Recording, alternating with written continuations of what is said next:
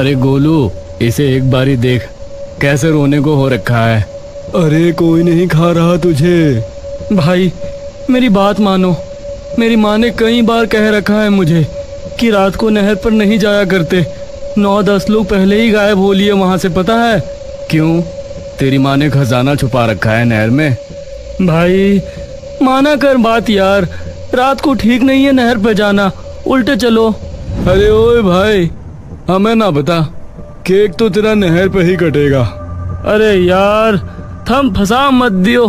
अरे कुछ नहीं होता।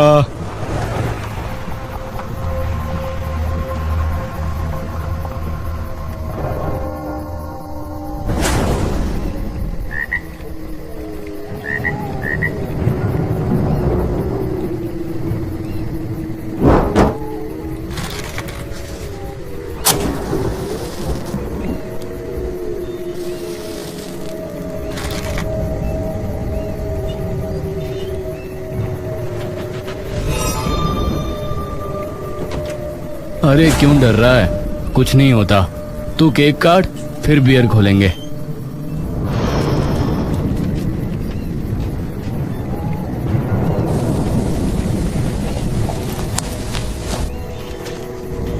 भाई अब तो चल पड़ो उल्टे, ठीक नहीं है यहाँ ज्यादा देर खड़े रहना। अरे रुक तो जा एक बार, अब आए हैं तो थोड़ी बहुत फोटो भी खींच ही लेते हैं। अरे जल्दी करो। अरे तू जा फटाफट केक के साथ फोटो खिंचवा, पता तो चलना चाहिए कि भाई का जन्मदिन है।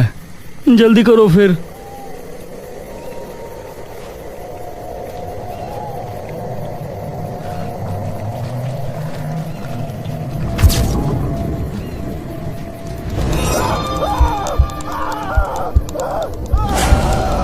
क्या होया? रमन चुपचाप वहीं खड़ा बड़ी बड़ी निगाहों से फोन की तरफ देखता है। अरे क्या हो गया?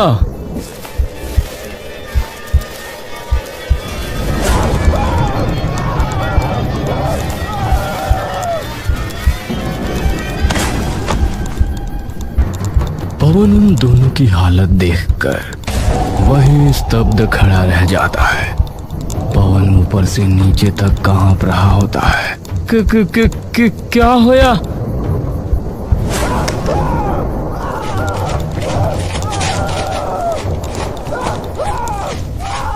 पवन का पूरा शरीर अब डर से एकदम ठंडा पड़ चुका है। न त्वचा पे हवा का कोई स्पर्श, न ढोल सी बजती धड़कन। पवन को अब किसी चीज की कोई भी अनुभूति नहीं हो पा रही थी। पवन बस चुपचाप नहर में बहते चांद को एकटक देखे जा रहा था।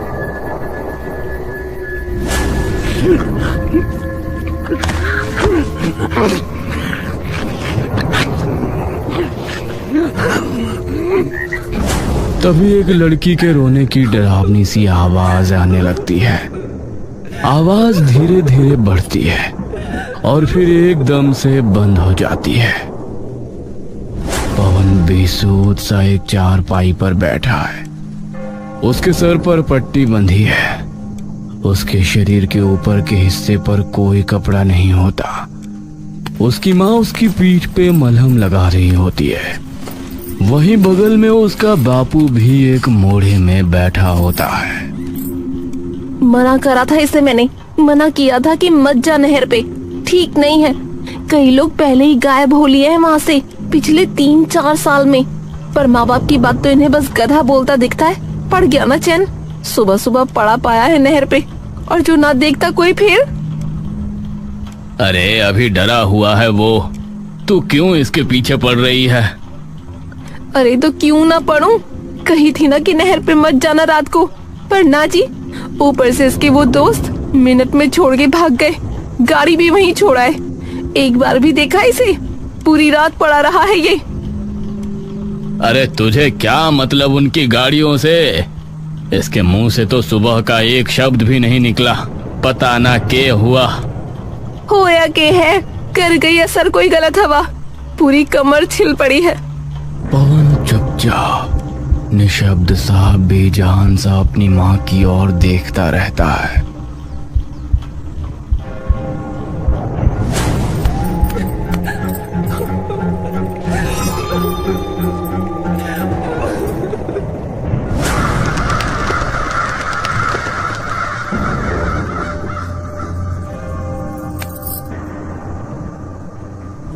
बेटा एक बार, बस एक बार बता दे क्या होया था। किसी और को नहीं तो मुझे तो बता दे, मैं तो माँ हूँ तेरी। ए बेटा कुछ तो बोल। पवन बेसुध सा अपनी माँ की ओर देखता ही रहता है। उसकी माँ जमीन पर गिरकर फूट फूट कर रोने लगती है। हे राम, किसकी नजर लग गई है मेरे छोरे के।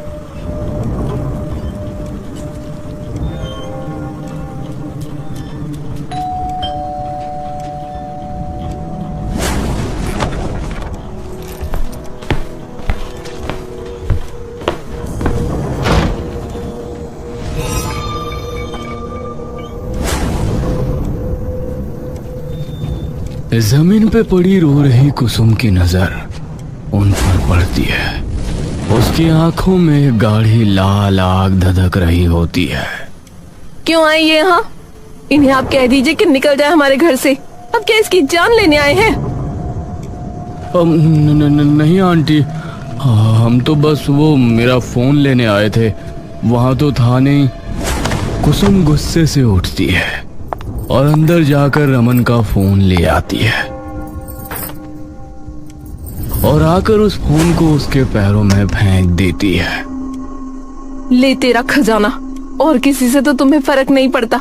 एक बार हालत के हो रही है इसकी, छोड़ के भाग गए। तुमने शर्म ना आई और मुड़ के एक बार भी ना देखा। आंटी, हमें बिल्कुल भी नहीं पता था कि वहां ऐसा कुछ होगा। पूरे गांव ने पता है, तुम लोग हो सबसे। रमन वो फोन उठाता है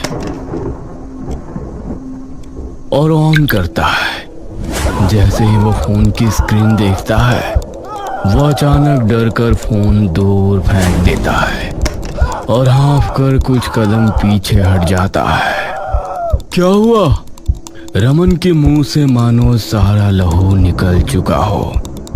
उसके ऐसे बेरंग चेहरे को देखकर सब बेचैन हो उठते हैं। क्या क्या था उसमें?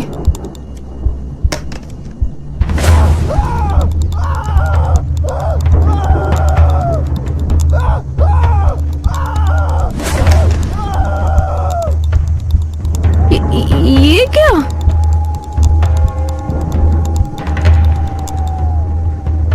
हर्षित गोलू की तरफ देखता है। ये कौन है?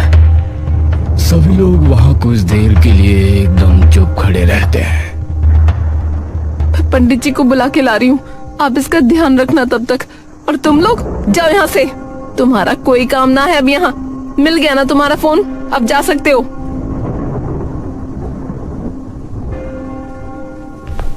दोनों दोस्त सर झुकाए वापस चले जाते हैं। पवन बस चुपचाप अपनी गर्दन लटकाए बैठा ये सारी प्रतिक्रियाएं देख रहा होता है।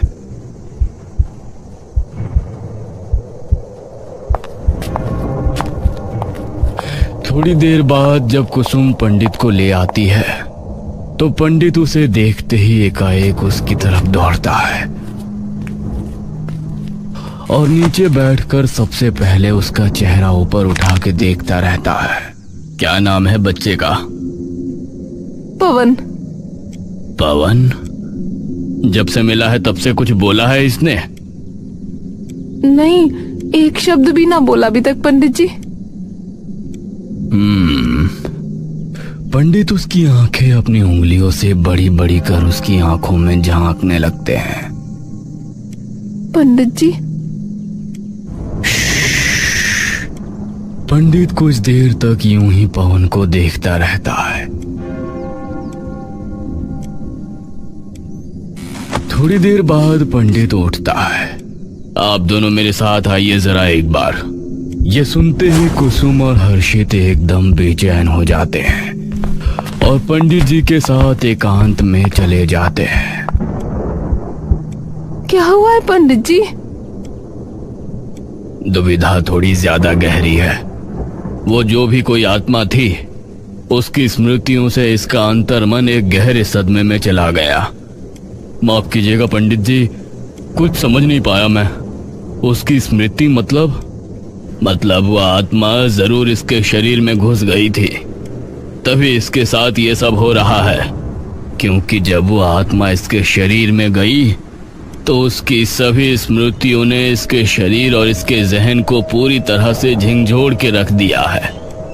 इसलिए इस वक्त ये ना ही कुछ समझ पा रहा है, ना ही कुछ बोल पा रहा है। तो पंडित जी, अब क्या उपाय है इसका? सिर्फ एक उपाय है। क्या? उस आत्मा की मुक्ति। आपको कुछ पता है या किसी और ने कुछ बताया हो?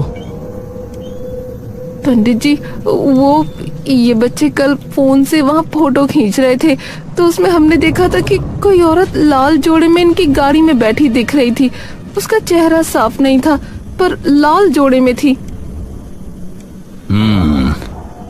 इसकी स्थिति तभी ठीक होगी जब उस आत्मा को मुक्ति मिलेगी, जिसके लिए हमें यज्ञ करना होगा। वो भी उसी स्थान पर जहां उसने अपने प्राण त्यागे थे। पर इसका हमें कैसे पता पंडित जी? पंडित मुड़कर संदिग्ध निगाहों से पवन की ओर देखता है। पवन गर्दन लटकाए बैठा है। धीमी धीमी हवा चल रही है। वो आत्मा इसे फिर से पुकारेगी। ये किस्सा यहाँ खत्म नहीं हुआ है। पर अब क्या चाहती है इससे? वो तो वही चाहती है जो उसने अपने आखिरी वक्त पर चाहा था। और वो क्या है? यह तो सिर्फ उसे और आपके बेटे को ही पता है। पर यह तो कुछ भी नहीं बोल रहा। थोड़ा वक्त दीजिए उसे संभलने का, और कुछ दिन इसका खास ध्यान रखना है। जी पंडित जी। और अगर कुछ भी असाधारण बर्ताव करे तो सबसे पहले मेरे पास आना है सीधा, और कहीं नहीं। जी जी जी पंडित जी। कुछ दिन यूं ही बीत जाते हैं, लेकिन पवन की जुबान से एक शब्द तक नहीं निकलता। एक दिन कुसुम सुबह सुबह उठकर रसोई में खाना पकाने में व्यस्त होती है कि तभी पवन भागता हुआ उसके पास आता है। माँ, माँ। कुसुम जैसे ही पवन को अपने सामने खड़ा ठीक ठाक बोलता हुआ देखती है तो एकदम से मानो उसकी जुबान पे ताले से लग जाते हैं। माँ, अरे कुछ तो बोलो ना माँ। पवन अपनी माँ को कंधा पकड़कर हिलाता है। इतनी देर में हर्षित भी उसकी आवाज सुनकर बाहर आ जाता है। पवन, अरे पापा देखो ना, माँ सुन ही नहीं रही मेरी बिल्कुल। पर तू बोल कैसे? माँ। तभी कुसुम अचानक से होश में आती है और पवन के गले लगकर रोने लगती है। बावला ना हो तो बहरा है, तन्ने कितने कान तरस गए तेरी आवाज एक सुनन के मारे। अच्छा वो तो ठीक है माँ, पर पहले मेरी बात तो सुनो एक बार। बता क्या हुआ? माँ, आपकी शादी का जोड़ा कहाँ है? क्या? अरे आपकी शादी का जोड़ा जो आपने अपने ब्याह में पहना था। कुसुम ये सुनते ही समझ जाती है कि पंडित ने जो बोला था अब वही हो रहा है। वो तो नहीं है। के? मेरे पास नहीं है अभी वो जोड़ा। ये बात सुनते ही पवन का पूरा शरीर एकदम से थरथरा उठता है और वो पागलों की तरह अपना सर मसलने लगता है। ऐसे कैसे ना पता? कुसुम और हर्षित पवन के इस रूप को पहले पहल तो बिल्कुल समझ नहीं पाते, पर धीरे धीरे जब पवन का पागलपन और बढ़ना शुरू होता है तो कुसुम जल्दी से उसके पास जाकर उसे अपनी बाहों में समेट लेती है। बस बस कोई बात नहीं बेटा, कोई बात नहीं। पवन सर से पैर तक कांप रहा होता है। माँ सच बताओ ना, कहाँ रखा है जोड़ा? सच बताओ। बेटा मुझे ना पता। पवन एकदम से अपनी माँ को जोर से धकेल देता है। और गुस्से से चिल्लाने लगता है। मुझे पता है आपके पास ही है, बताओ मुझे कहाँ है, बताओ मुझे। तभी अचानक हर्षित उनके बीच में आ जाता है। मुझे पता है बेटा, मुझे पता है, वो असल में मैंने रख दिया था कहीं और, तो इसलिए इसे नहीं पता। तू शांत हो जा। पवन में मानो एक अजीब सा पागलपन उतर आया हो। लेकर आओ अभी। ठीक है, तू बाहर आ जा अभी। कुसुम जमीन पर सहमी हुई पड़ी, बस पवन के गुस्से से चीखते हुए चेहरे को देखती है। हर्षित फटाफट उसके पास शादी का जोड़ा लेकर आ जाता है और उसे दे देता है। पवन कहीं देर तक उस शादी के जोड़े को प्यार से सहलाता रहता है। आ रहा हूँ तुझे आज रात को लेने। किसे? जानवी। ये कौन है?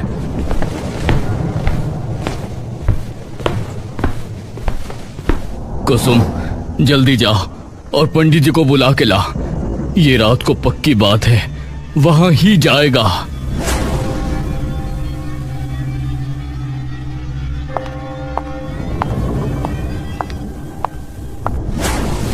उसे करने दो जो कर रहा है, वही हमें उस स्थान तक लेकर जाएगा जहां उसकी आत्मा उसके शरीर से अलग हुई थी।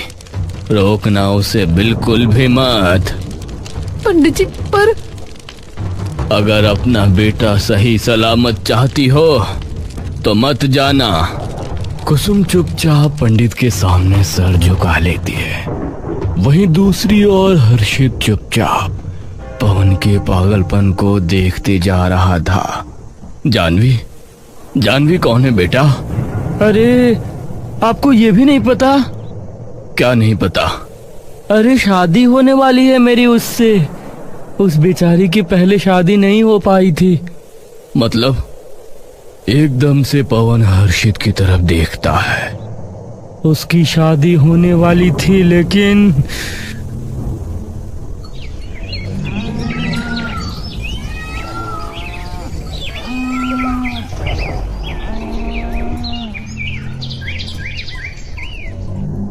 जानवी की शादी होने वाली थी उस लड़के से जिससे वो बहुत प्यार करती थी, पर लड़की अलग वर्ग की थी तो लड़के के खानदान ने मना कर दिया। लेकिन दोनों नहीं माने और घर से भाग गए। थोड़े दिन बाद दोनों ने तय किया कि एक मंदिर में जाकर शादी कर लेंगे, लेकिन जैसे ही दोनों वहां पहुंचे तो कई लोगों ने उन्हें घेर लिया। लड़के को कुछ लोगों ने पकड़ लिया, उसे वे अपने साथ ले गए और वहीं छोड़ दिया उसे। अगले दिन वो किसी को नहीं दिखी। तो अब की बार उसकी शादी पूरी हो के रहेगी, ठीक है? हर्षित कुछ नहीं बोलता। ठीक है ना? हा।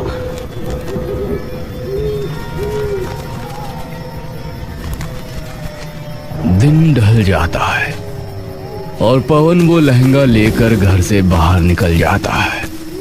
उसके पीछे पीछे पंडित जी, कुसुम और हर्षित भी आने लगते हैं।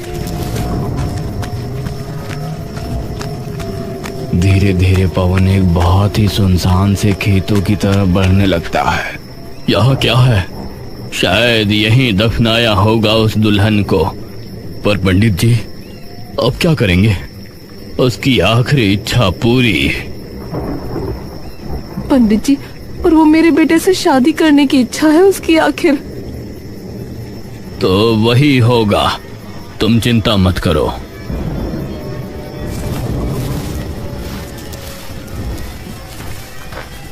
कुसुम और हर्षित आगे बढ़ रहे होते हैं कि तभी उन्हें लगता है कि उनके पैर अचानक किसी ने नीचे से पकड़ लिए हो। पंडित बिना पीछे मुड़े चलने लगता है। कुसुम और हर्षित अपनी हिम्मत का हर कतरा जुटाकर नीचे की ओर देखते हैं, लेकिन वहां कुछ नहीं होता। यहाँ तो कुछ भी नहीं है। तभी उनके पीछे से उन्हें बड़ी डरावनी औरत की आवाज आती है।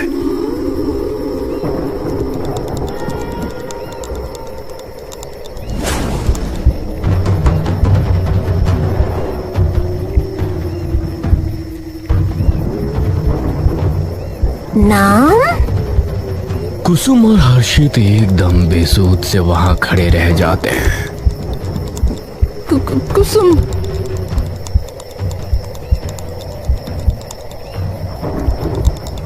अब हर्षित, हम उस लड़के के माता पिता। जानवी उनके बिल्कुल पास आ जाती है। सास? क्या क्या? सांस ले लो वरना मर जाओगे। हमारा बेटा। चिंता मत करो, जल्दी ले आऊंगी। और एकदम से वहां से गायब हो जाती है।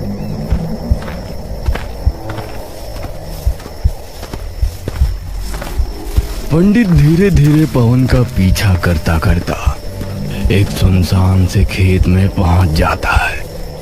तभी पंडित की नजर लाल जोड़े में खड़ी उसी औरत पर पड़ती है जो धीरे धीरे पवन की ओर बढ़ रही है।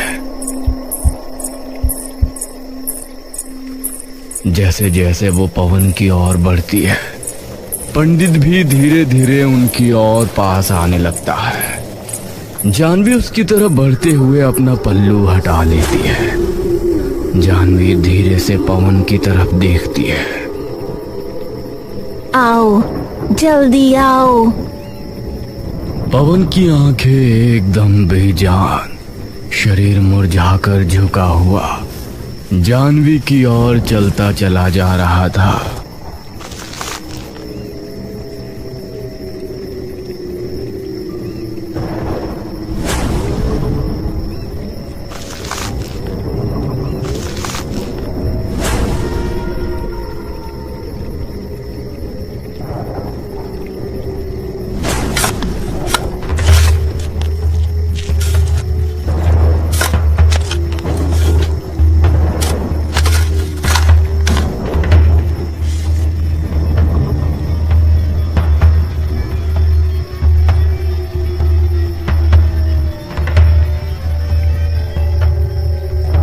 हम अगले जन्म में नहीं, इसी जन्म में फिर से मिलेंगे। सालों लग गए इस तंत्र विद्या को समझने में, और सालों लग गए यहाँ तक आने में। ना जाने कहाँ कहाँ भटका, क्या क्या पढ़ा, लेकिन इतने सालों के गहन इंतजार के बाद आखिर में मैं और तुम। जानवी गर्दन टेढ़ी कर लेती है। मैं और तुम? पवन वहां खड़ा बस उन्हें चुपचाप देख रहा होता है, बिना किसी सूद बूद के। पंडित धीरे धीरे हाथ में भभूत लेकर पवन के पास पहुंच जाता है कि तभी पवन के माँ बाप एक मशाल लेकर वहां पहुंच जाते हैं। पंडित जी, ये आप क्या? हर्षित मसाल लेकर पंडित की ओर दौड़ने लगता है। दूर हो जा मेरे बेटे से। जानवी। जानवी पूरी तेजी से हर्षित की ओर देखती है। मना किया था ना, मत आना। तभी हर्षित हिम्मत करके उसके चंगुल से खुद को और कुसुम को छुड़ा लेता है और जानवी के हाथ से दोनों छूट जाते हैं।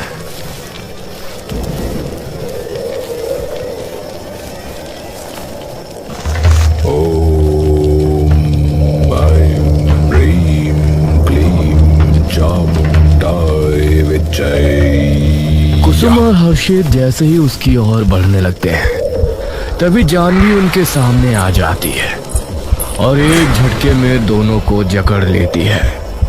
अगले ही पल दोनों वहीं बेहोश होकर गिर पड़ते हैं। पंडित जैसे ही पवन के सिर से हाथ हटाता है, पवन उसी पल निशब्द होकर जमीन पर ढह जाता है और अगले ही क्षण वो हमेशा के लिए शांत हो जाता है। पंडित उस भभूत को पानी में मिला देता है। पंडित कटोरा उठाता है और उसका पानी जानवी के सर पर डाल देता है। देखते ही देखते जानवी अपने मानवीय रूप में आ जाती है। दोनों एक दूसरे की तरफ देखकर मुस्कुराते हैं और एक दूसरे के हाथों में हाथ डालकर उस खेत में से बाहर निकल जाते हैं।